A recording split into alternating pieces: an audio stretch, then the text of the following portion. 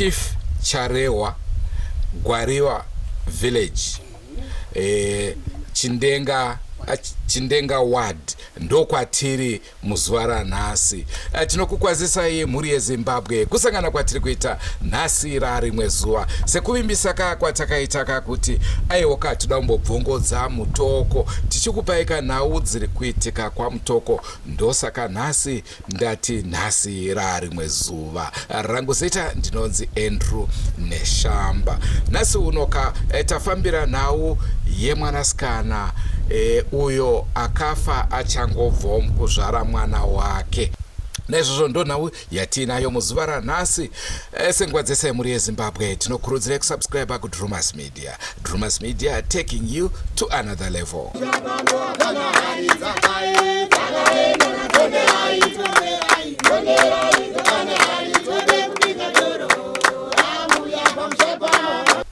Inini ndinonzi Anyway Kanokwisa. Ende ndofunga kurwara kwakaita mwana wangu akabva kunoku musi wa 1 January achienda kumwe muprofita vanonzi Amaguma kwa Nyarukokora. Ndofunga mwana wangu akagara asina kana problem yaitombonzwa mukati menyama yake. Ini ndichitopotawo ndichienda ndichomuona ikoko ndichitodzoka tichitofonerana neyo baba vanogara nawo Amaguma vachitoti ndiri kuona hwendo mwana wenyu wakanyatsosununguka zvakanaka, hakuna kana problem ende hakuna kana chimwe chinhu chichaitika. Asi ndakazoshama nemusi weMande takazongonzwa foni yachaiwa neyo muprofita Amaguma vachiti amai zvinhu zvakandiomera kunoku zvinhu hazvina kundimirira mushe, mwana wenyu asununguka, mwana akafa asi iye abva agwina asi abva ashaya. Ndakati baba mudakedza kuti zvakanzi izvozvo ndo zvandiri kutaura asi ndazoedza kunamata, ndanamata zvokuti handisati ndanamata zvokubuda dikita asi ndanamata. Saka imimi zvomoita panguva iyo iyi ari kumboti femei mbijana madii kutsvaga mota mouya nomota momutakura tomboedza kumhanya nayo kiriniki. For sure ndakamhanya kuenda kuhaya mota, ndakamhanya ikoko ndakasvika ndakamuona mwana wanga asatauri, handina kukwanisa kutaura naye. Ndakangosvika kuti ngatibatei mwana tipinze motikari timhanye kuchipatara. Shuwa ndakauya nomwana wangu kusvika pachipatara hapana zvaanga achakwanisa kuita mwana wangu zvokuti haiwa amburenzi kufoniwa amburenzi. Ndakatakurwa noamburenzi enda naye kwaMutoko, tanzi endai kwaMutoko hospital. Mwana wangu akashayikira pakatsukunya. Ndakazosvika mwana wangu ashaya, ndakafoniwa ari kuno kuti mwana ashaya. Ndofunga ndakabva kuno kwaMutoko ndakatakura bhodhi ndakaenda kwaChindenga ndokwaakarorwa nomurume wake ndokwaakachemerwa. Ndofunga takachema nhamo zvakanaka. Mande iyoyo chipiri chitatu ndo musi waakawigwa. Chiri chitatu ichocho tabva kumuwiga. Ndine mwana wangu mukomana akauya patatakagara pamapa akutodzikiswa bhokisi kupinda muguwa. Akati amai, mai akusiri wauya wanditi tambanudzai maoko, tambanudza oko rako, wauya wakadai oko rawo iwo wanditi chiitawo rako kudai. Saka wandisvipira mukati momaoko ndatadza kuziva kuti zvarewi. Ndakatogara kuwarumo pano nguva yandangoti kotsirei zvisinei. Munin'ina wake akabva ataurawo saizvozvo zvakanzi inini ndiri kunzwa inzwi riri kunditi simuka usvipire muguwa mangu. Saka pakadaropo waitotaura pano vanhu vangu vakatowanda, vangu vakandikomba inini wakati madii kumusiya. Mukuona kuti zvinhu izvi zvinokuratidza kuti pano chiwanhu. Ona hanzvadzi yake iri kubva kuwarumo ari kusvika achitaura kuti ndasvipiwa maoko. Uya munin'ina wake ari kutaura kuti ndiri kunzi simuka usvipire muguwa. Saka pano chiwanhu chiri kuda kuitika, madii kumusiya asvipire. Ndakati aiwa hazviite vanhu vanozozvitora kuzviita sekunge pano chiwanhu chatakiita, havazozvinzwisise, siyai zvakadaro. Saka takabva tavati madii kumbosimuka muende kozvibvunzira pano muprofita wanonzi Amaguma. Ndofunga wakaenda ipapo wakati for sure mwana kukusvipirai kwaita mumaoko ari kuratidza kuti ari kuti hake ndikubhabhaisana newana wamai wangu. asi pano mufi ndiri kunzi pano zvaari kuda kutaura. Inini zvakangondinesa nakati angade kutaura zvinenge ende zvichitauriwa kunani. Handau zvitora kuzviita serious. For sure Manheru munin'ina wake iye aimutedzera haana kurara akatanga nofunga zvokuma 11 achirwadziwa somahwadziwa aitiwa mukoma wake nenhumbu achipara pasi achidrowa sekoro yogomba achiti makandinonokera inini ndiri kufa ndiri kurwadziwa nomudumbu. Ndakati uri kurwadziwa nochopapi zvakanzi pasi peguvhu. Hatina kurara ndichimuka ndichimboedza kumudzisira mvura kuti dzimwe nguva amwe mvura inopisa pamwe mudumbu mutambanuke, but aita amai hazvisi kuchinja. Saka chakaitika ndochokuti kwachena ndakamuti chigadzira iwewe uende kuchipatara. Saka pana gogo wangu aripo wanoshandirawo ngochena wakabva wanzi natete mwanasikana wanga wokurorwa uyu madii mama kuti mwana uyu asati aenda kuchipatara timboende naye anobatsirwa. Ndakati mheno zviri kwamuri inini ndikatonyatsa kuruza hopo kana mati mubuda kuenda naye endai naye mungandibatsire zveshuwa. Wakatora mwana wangu tete gogo iwawo ndo wakatanga kuti mwana uyu ndakada kuti ndimunamatire inini pano mhepo iri kuda kutaura pano mwana wenyu imimi. Ndakati saka gogo madii kuchimunamatira zvino basa reiko zvanzi aiwa hazviite baini ndaita ambuya pano mhepo iyi akazobata ndinonzi ndo zvandawirira here. Saka tete awo wakabva wazomutora kubva wati mai ndipei ndiende naye paaedzai apo kubva wamutakura kubva waenda naye. Iwo waiti mai edzai ndichisvika ndakanyatso kuona kuti mwana uyu ano mhepo iri paari. Ndofunga wakasvika kubva wangomubata musoro kudai akabva adonha pasi. Ndobva watuma munhu kuti chimhanya wodaidza amai wake pano zviri kuda kutaurwa pano mwana uyu. Ndofunga wakauya wachimhanya bva wasvika kungonditi mama hanzi uyai kunoku kwaedzai. Ndakati chii zvakanzi handei imimi munozvinzwira ikoko. Saka ndo patakasvika ipo paizvanzi amai ndakudaidzirai kuti pano mwana apa pano mhepo iri kuda kutaura. Saka ndati ataure muchinzwa. Saka panguva yacho wakabva wamunamatira kubva wamusimudza kubva wamisidzana. Ndo paakanditi amai wangu mauya. Ndakati hanzi amai ndakaurayiwa kuti ndakakupirai chimo mbeu mai ndakakupai zvinhu zvenyu zvese zvokupfeka. Ndakamubvunza kuti ndio aniko iwewe uri kutaura izvozvo. Zvakanzi handikuudzei kuti ndinani endai motora baba wangu wakandibereka. Ndofunga ndakada kumubvunzitsisa kuti iwe umbori ani. Ndakabva ndanzi naamai iwawo wakanga wamunamatira awa imimi regai kubvunza zvakanyanya ba endai motora baba wari kutaura munzi woti ari kuda kuti. Ndofunga ndakada kumhanya ini bva panzi nomumwe murume anga akagara ndofunga aida kubatsirwa hanzi regai amai ndikumhanyirei inini. Akabva mhanya bva adaidza baba wake ndopa wakabva wauya nowanhu wese wakanga wari panhamo ipapo. Ndopa akabva asvika kubva abata muchiuno zvakanzi baba mauya. Baba kochii kundiregererawo inini ndichiurayiwa imimi muripo. Muno chokwadi here baba kuti mungandiregerere inini ndichiurayiwa imimi muripo. Ndopa akabvunzwa kunzi iwewe umbori ani. Zvanzi ndini Junior. Baba inini ndakaurayiwa. Akadaidza mazita yaaidaidza Joshua Kadhori Tapisoni ndimi mandiuraya imimi. Ndofunga akataura mashoko yaakataura ipapo zvokuti vanhu vese vakadzamiwa nayo. Zvanzi kundiuraya inini kundisiisawo wana wangu makandiurayireiko. Saka iye muprofita akabva ati izvo zvaita udaidzai vanhu vacho vari kutaura nomazita. Vanhu vayo vakaenda kodaidziwa kwakuno rufu wakaramba kuuya. Zvanzi naamai awa maedzai saka izvozvo waramba kuuya handei vanhu vese kumba ikoko kwavari. Ndofunga takatorana tese pataenda kumba kwawangu wayo. Akasvika bva abata mwana wake musikana wokutanga ari form 3 zvakanzi akusiria mwana wangu warara mushe. Ndatoti regai ndiende koona mwana wangu kuti mwana wangu warara here. Ndakawigwa inini ndiripo hangu ndiri pasapo pomumoringa apo ndiripo asi ndati regai ndiwe kokuonai hazvina hazvo mhosva regai vanhu vandiurayi hazvina mhosva wana wangu. Amai wenyu ndiwawa amai wenyu Hiruda uyu munoti zvese zvinenge zvanetsa munotaurira Hiruda nokuti Hiruda iye ndiri kutomuchengeta ende ndichamupawo simba rokuti agone kukuchengetai. Ko mudiki wacho aripi? Mudiki wacho ndo paakabva amutsiwa anga achiri kurara. Zvakanzi uya kuno ko iwewe uri kuramba wakarara hausi kuona mbuya ako kuti mbuya ako akabatwa naamai wache. Ndauya kokuona mwanangu Freedom. Uri seiko Freedom? Hanzi ndiri right. Hanzi wandiziva. Zvakanzi aiwa handina kuziva. Hanzi ndina amai wako ndina amai wako Junior. Sarai zvakanaka wana wangu ndichapota ndichikutarisai. Ko iwewe akanga arara usiku wachona achipo ndofunga akapopotana nomunin'ina wangu inini wachiitana iwe wana wako ari kundiitira noizi buda panze uende korara nowana wako pavhuranda. Ndofunga inini handina izvo takaziva kuti akatodzingana umba.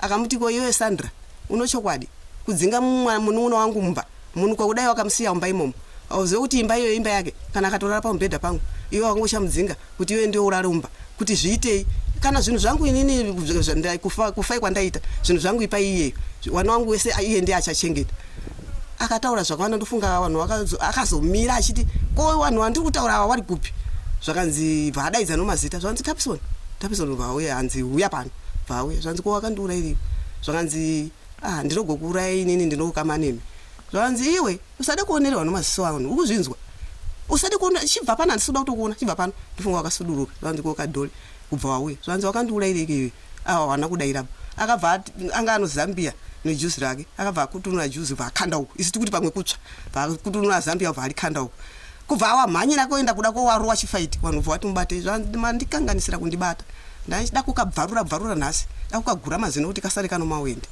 ko joshua wacho zvakanzi hapo hanzi musandinyepere mukuti ndikuzvitadza kuti akahwandapo ndipei 10 minutes ndimhanye kuenda kumutora vanhu bva vati aiwa usaende bakaenda kumutora zvakanzi ndinomuyendera mai manje mukuti ndikuzvitadza kuziva kuti akahwanda ndinoenda kumutora mai manje ende akati akuita zvokutamba neni pamumba pake apa haparari saka vanhu vakazomuti aiwa zvakwana chinyarara zvakanzi nomuprofita akatanga kutishandirawo chidzimai iye izvo mochiita imimika ndinoita unge inini nomhepo iyi because mhepo iyi yabudira pamumba pangu ndinoita inge inini ndaita yokufoma nge pane izvo ndataura nomunhu uyu chatiri kuda ndikuda kuti pari zvino ukanyateka musati mabva pano endai kuno mumwe muprofita munzwa kuti chokwadi zvataurwa nomhepo iyi ichokwadi here nofunga vanhu vese wakabva wakaenda kumumwe muprofita womadzibaba wakasvika ipapo akabva ati nini chandisiri kuda pano handisi kuda kutanga kunzwa zvataurwa nomhepo iri kumba ndoda kutanga ndashandira zvandiri kushandira inini ndofunga vanhu iwava wakasvika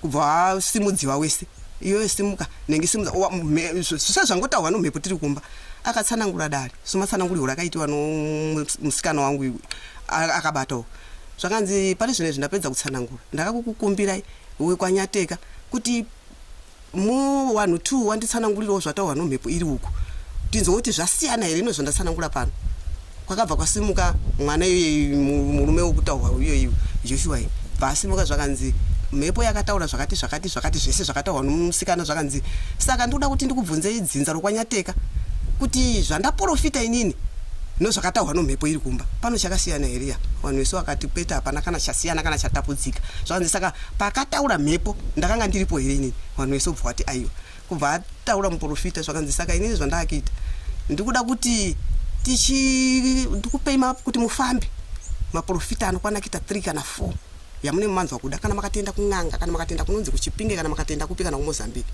ndoda kunzwa kuti zvandataura pano noiko muchafamba zvichasiyana here asi ndoda kuti ndikutaurire ndiri pano zvandataura noiko mukafamba kana makafamba kupi ndizvozvo zvandichakutaurirai munoenda ndoda kuti muzodzoke pano mundiudze kuti zvamataura hazvisiri izvo kana kuti ndizvo kana zvisiri izvo ndikukukumbirai kuti muuyai mundisungise inini nomasadare yangu saka ndoti izvozvo ndo zvakataurwa nomhepo takazongouyawo mudzimba dzavo dzavakisiwawo munamata vanhu iwawo saka ndoti ndizvo chete ndonzi Tapiwa Nyateka ndinogara mubhukuma Gwariwa kusaidi wana Mutoko ndine mwana wangu musikana mukuru akashaika soshaka kwake akanga ari munhu akanga achimbobata pamwiri pachibva pachibata pamwiri pachibva saka naizvozvo takazotora mwana wetawira nomukwasha kuti azvinani kuti anobatsirwa kwaye anofanira kunge achibatsirwa pamuprofita musikana uyu takamutakura ndobva agara pamuprofita shuwa mwedzi yake yakafamba kusvika pa9 manzo dzacho dzakwana saka zvadaro ndofunga musi wokubatsirwa wacho akabatsirwa mwana anga akashaika naiyewo pakarepa achibva agwina saka agwina pakatora nguva muprofita achinamata ndozvazvo ndobva aita senge anga apepura saka mota yakazobva yasvikawo yakanga ine mudzimai wangu yatanga takahaya saka ndobva yatakura mwana bva wakuuya naye kuti wapinda wachinditora nokwandanga ndiri saka wakazopinda wachinditora panapa ndobva taenda pakiriniki tasvika pakiriniki manesi akati tida kupai transfer takati zvakanaka saka wakazotora nguva yakati rebei wachiedza kumubatsira nekuti chawakuru chacharambira mukati saka naizvozvo wakazobvisa chawakuru chechi saka ndobva ndisarangura kuti mwana wanga asingatove pp kwana akagande waitoya mumushina wacho hatina saka wakatsanangura shoko rokuti isusu panapa hatibvumirei nokuti somota tatahaya kuti ndiende naye kwaMutoko wakati pamusoro ndikubatei muromo ipapo veruzhinji vamwe vasingazivi shona yekuti chevakuru munenge muchireva chii oraiti pakutsanangura chewakuru handinyasoziva but pano chavanotsanangura mamutoko chavanoti chewakuru chicho chino hachifanira kugara mudumbu zvemawazi akawanda ba munhu anotofa. Saka handizoziva kuti vanochiti kudii pachiwanho chikuru icho chasi vanongoti chewakuru hamene chavanoziva ivo. Saka zvadaro manesi aya vakakwanisa kuvabvisa ichocho. Vavabvisa ichocho ndobva vanditi mota yenyu ngaidzokera tisideba panapa mutemo watitendereba. Saka naizvozvo mota yakadzoka ndobva tagara paipa ndofunga ndatora kana kuma 6 hours tiri ipapo ndichigarira mota yandakazoenda kovabvunza kuti ako imimi panguva yandasvikira panapa ngadai ndisina kusvika kwamutokero wakati mungadai munga masvika. Takati manditorera nguva yakareba apa mukuti BP yakakwira. Saka naiyo wakatoti nesu takutotambudzika nokuda kwokuti patafona nemawazi acho hazvichaiti. Saka pawakazotora kutorana kuti akaite mboedza kufona ndobva takazoona magetsi emotikari mota yacho ichibva yasvika pakare ipapo. Saka yasvika takabata munhu ndobva tamuisa mumotikari wakati mese mukwire mumota imomo amai wacho ndo anoenda chete. Saka amai wacho waenda ndakasara ndine mwana anga ashaika uyo wachiti maifana kuenda naye kwamutoko asi takukuretsura ichimutakura imuende naye kumba. Inini nomadzimai mairi takatakura mwana ndobva taenda naye kumba kutomuchengetedza. Tasvika kumba kuyoko akabva adzimai vangu akazobva vandifonera vari kwamutoko vachiti baba Junior kunoku hakusina mwana. Saka ndakatambudzika kwazvo nochiitiko ichocho. Saka pakarepo vanhu vaiuya takatombowamisa kuti momirai kuchema mwana mucheche achiri mumba sezvo mwana asingachemiwe. Kwazoti kuma4 kuma5 vatatakura mwana vatanomuchengetedza ndobva tadzoka bva tagara panzvimbo yavanhu vakutanga kuchema kusvika nawo zuva remangwana achona. Munin'inawo mumufi akati pakuigwa kwaitwa kwacho anga agara naamai wache panzvimbo yakanga ino mamwe madzimai akawanda akati ndikunzwa inzwi riri kunditaurira pano kuti mukoma vari kunditaurira kuti iwe svipira matako muguva ndionekana nemiwana waamai vangu. Saka mwana uyu paakatsanangura shoko iro kuna amai wacho, amai wacho vakamuti zvinozoita here vanhu vakazoona zvichidaro vanofunga kuti hamene chimwe chiwanhu chaakitiwa vakanyarara zvavo. Hanzvadzi yake mukomana mukuru akauya futi kuna amai wacho achiti nezuro amai ndakarota ndichinzi tasewo maoko ako.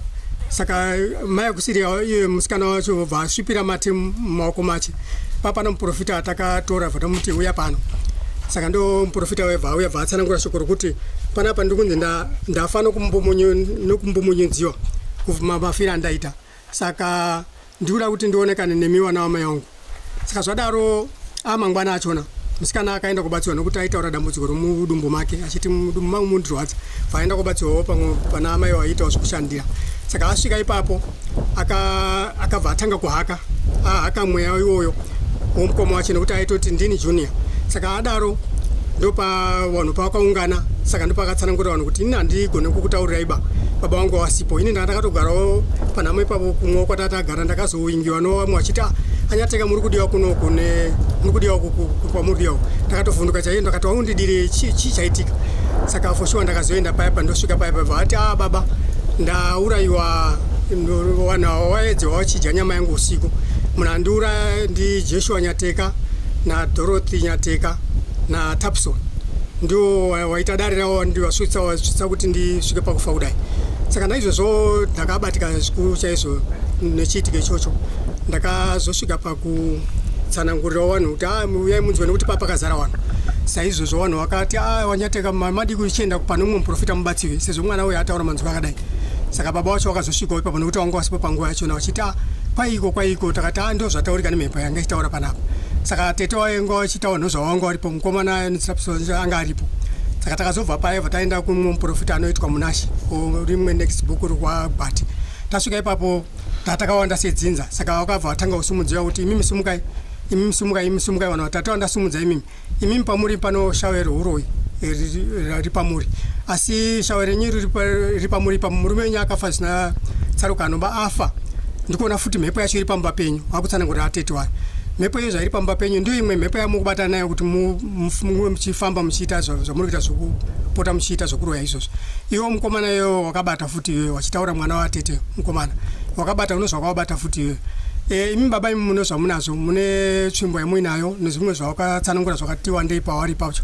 Saka baba wakabva watanga kuramba asi atete wakati inini shuwa zvotonditambudzwa kuti chii chine chiitikawo pandiri. Saka baba wabva watanga kuramba kuti inini handizoziva kana. Saka nhasi unoyu mukugara kwatiri kuita kuti ngoshushikana kuti zvinhu zvakadai sotoita sewe dzinza. Saka takambogara pasi sedzinza vamwe vacho bva watanga kuti imimi ndimi makafirwa saka ndimi unofanira kufamba imimi. Saka nhasi unoyu nezuro ndakaenda koona baba wacho achiti inini tikutoenda nhasi. Ndakati baba kuHarare. Saka ndakati munogoenda nhasi taifanira kuenda tiri pamwe chete. Saka vanofunga kuti hawana kukundikana baba vanofanira kunge vatenda nhasi.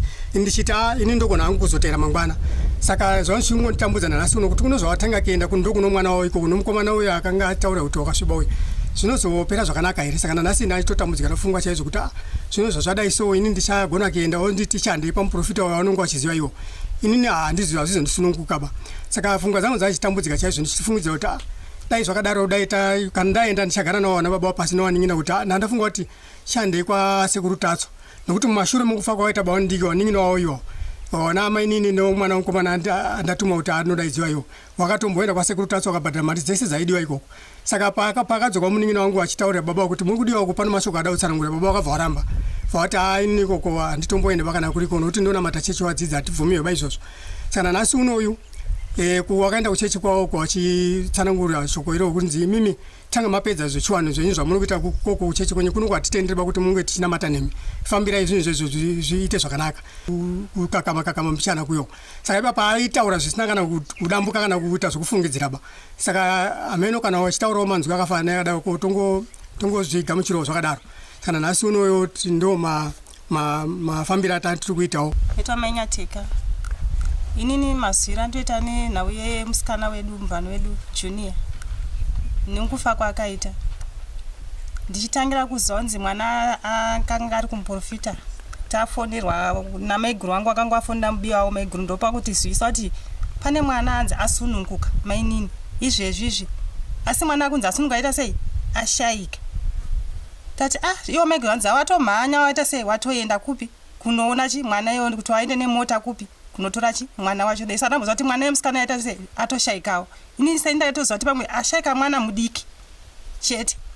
Sandakarara kumba kumanhende karumboya pana chimo chivhunza panapa fiti kona iwe tendekai mwana wari kuzvanzi tendekai hapo ndavonanza kuti tendekai hapo ati alright tagara ndamutsa kuti ndarara kumba kundamutsiwa vanhu vaungana papi panapa vakundibvunza vanhu vachiorganiza kuti toita sei ndaifunga nayo ikuvhunziwa inayo kuti kamwana kadiki ndokaita sei kashayika bvunza kuti ndakutovhunza meguro ndoteka vanhu vaunganidza nawo ukuti mwana uyu ashayika akuvigwa nguwai ko amai wacho wari sei ndopoti nhai imi mainini amai wacho ndowakunzi fitoita sei washayika wani ati ingwani zvakaoma ndotonzwa nhamo yangu pandikaita sei pandikazoinzwa ichi yemwana musikana yakandirwadza tazomutora taenda kupi kunhamo koko nhamo yavo yataviga nhamo ndopasitanga kutora mhepo yemwana akazobatanga kubata futi yatsanangura sezvawaita maiguru avo vachiti mhepo yakabata akarara usiku shuwa mwana achirwadzwa nemudumbu tange munhu ada kubereka akabata pasasi pana pegufu panapa achiti yuwi inangoti pamwe mudumbu amai wacho achimuka achimbodzisa tumvura vachimupa kuti aite sei mudumbu pamwe muite nani wamwe chipoti mupewo mafuta muite sei adaro mwana zvanzi aiwa muendese paedzai kuti aite sei ashandirwe ipapo pana akadaro bva aendeswa papi ipapo ndoita sei kundoshandirwa pakaendeswa ipapo ndoti abanamatirwe ndoparanzwa nguvokarara akunzi akatochema mhezvotwa mwana wakatomhanya wachi pamwe pane imwe nhamo yaita sei yaitika papi ipapo akachema zvoti vanhu vamwe vemudhuze vakamhanya futi papi ipapo aida kutonzwa kuti chii chaitika futi akatanga futi kukarara mhepo iye tanga kutsanangura ichidaidzira mazita evanhu ningi akakara achidaidza kuti ningi uya ningi achidaidzira mazita evanhu vatatu aidaidzira kuti Joshua Kadhori nemuzukuru wedu anodaidzwa nekuzita ke ndingori ningini zvanzi uri kupi tiri pa zvanzi wakandijirei wese mwanzi makaita sei makandijirei tanga ndiropa kutenda muchisvika pano ndofunga panyaya yatiri kutaura yakaitika pari iri kuitika panapa takambototaurawo nevamwe vanhu muvhireji chiti dai zvaikwanisika tawana vatapiwe navo vakafanana nemi wana baba neshamba kuda pamwe dambudziko riri muno rinopera. Saka nokudaro ndiri kuti shuwa dambudziko riri pano paumba ndakabata zvangu mhuri iyo kwaNyateka kana isu venharaunda zvakutotinetsa vanhu vari kupera kufa ndo chokwadi ndakamirira sabhuku zvangu. Saka nokudaro ndiri kuti nhau iri kutaurika yakaitika shuwa but paikaitika inini ndekenge ndisipo ndakazoita uzonzwa ndizvo zvaitika.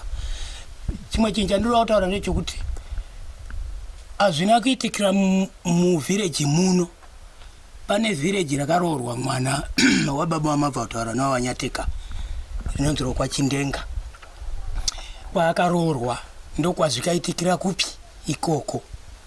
Baba naamai ndiwo vana vangu muno muvhireji. Ndofunga manzwa nhau yataurika pano, manzwa vese vataura ndo zvakatora nzvimbo. Hatina chekuwedzera kana chekushomekesa, tongai tinzwe. Munoti kudini nezvitiko zverudzi irworwo. Andrew Neshamba ndiro zita rangu. Regai timboramba tiri muno mamutoko tichitenderera tichikukurudzirai kusubscribe kuTrumas Media. Trumas Media taking you to another level. Goodbye my friends. Wakamboonana tichazoonana nerimwe zuva hama dzangu. Goodbye my friends. Goodbye my friends. Wakamboonana tichazoonana nerimwe zuva hama dzangu. Ini ndokwenda kubasa kwangu. Iwe makiwe mkaranga.